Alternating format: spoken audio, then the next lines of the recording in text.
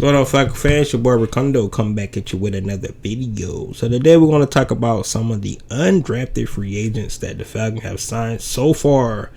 This is not a complete list. I'm pretty sure as I speak, they'll probably have signed some more players. So this is just the most updated roster that I can find. This roster actually came from SB Nation. So we'll go through this list and you guys let me know what you think about some of the guys they have signed so far. Before we get into that, guys, go ahead and please subscribe to the channel. Please hit notification bell so you know when I drop another video. Please hit the like button so I know you like to hear what I talk about. Then please share my video throughout the YouTube universe so more people can come in and hear me talk about these Atlanta Falcons. So, guys, like we said, unfortunately, a lot of guys do not get to live out their dreams. You know, this past weekend, it was not drafted. Some guys were surprised. Some was not surprised.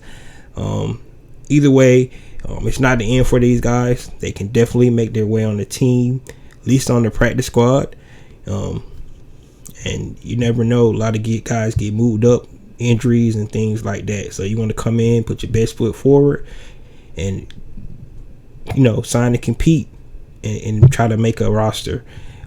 Good thing about these undrafted free agents that they get to pick the teams that they want to go to. So that's one of the great things about being an undrafted free agent. Instead of getting drafted, you can actually pick a spot where you may feel that you can actually make the roster and compete.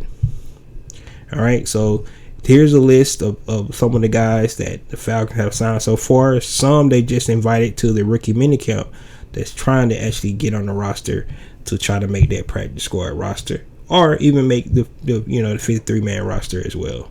So we'll just go down the list real quick.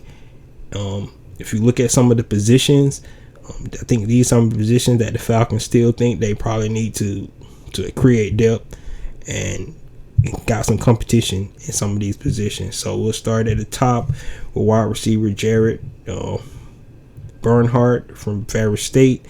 He's a kick returner as well, so that's already get him a leg up because he can play some special teams in the return game. Of course, we know we have returners. We got the great CP Cordell Patterson.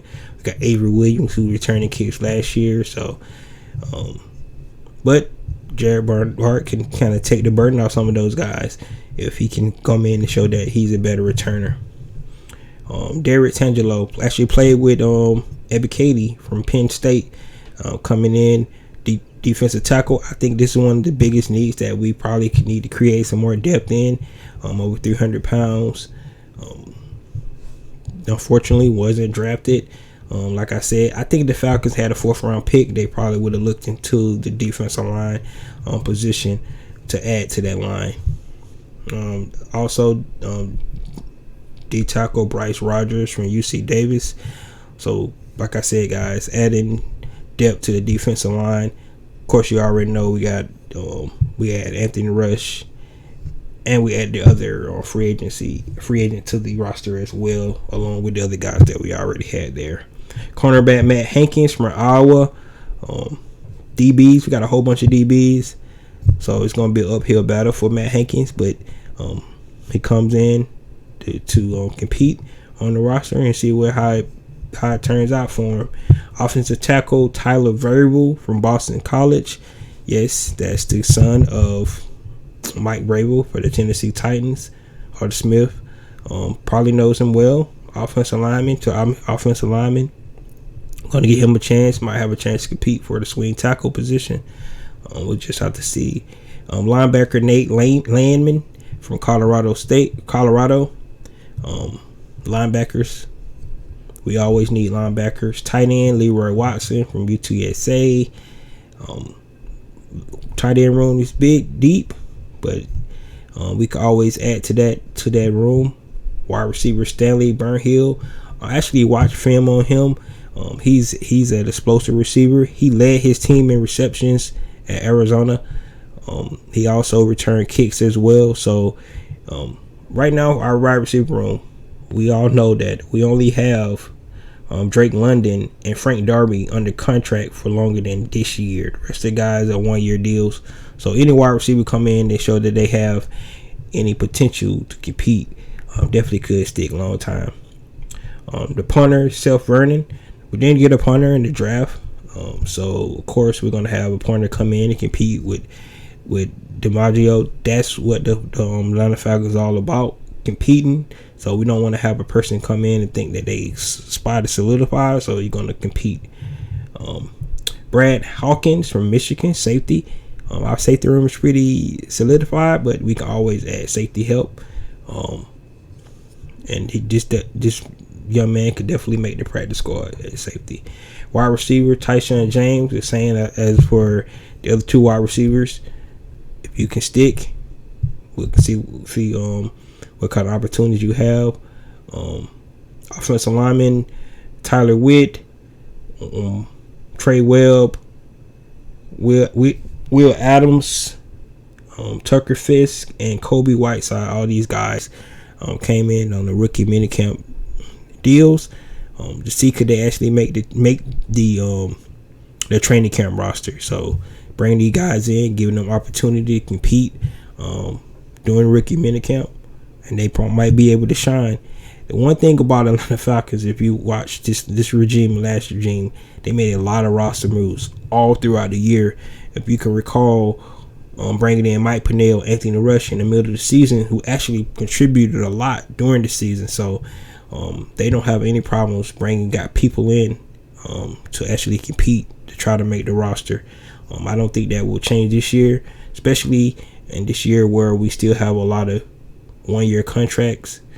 Nobody's spot is secure and safe.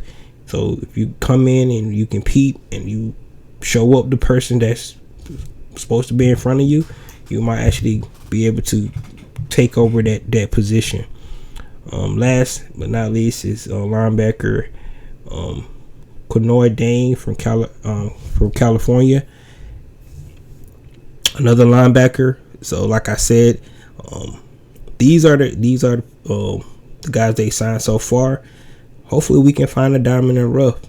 Maybe we can find another Brian Poole.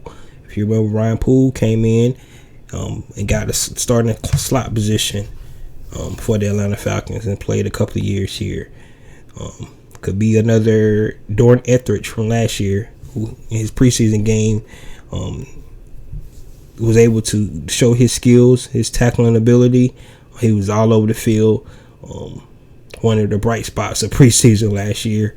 And then, of course, our quarterback, Felipe Franks, also made the squad as well, being an undrafted free agent. So it's a possibility that these players can come in and make the roster.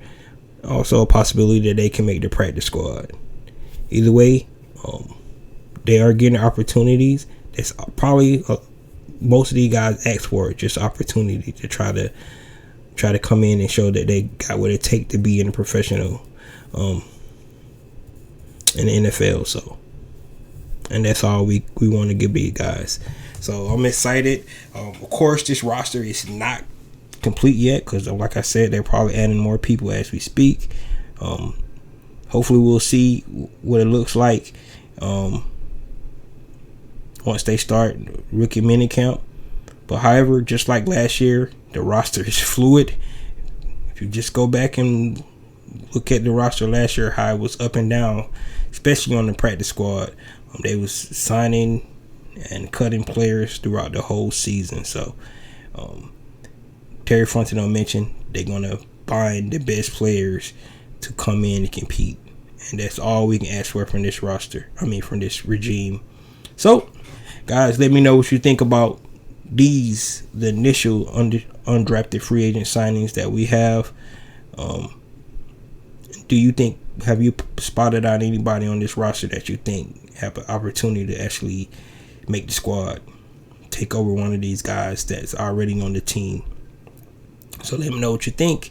And it's your boy Ricondo, come back at you with another video. Peace.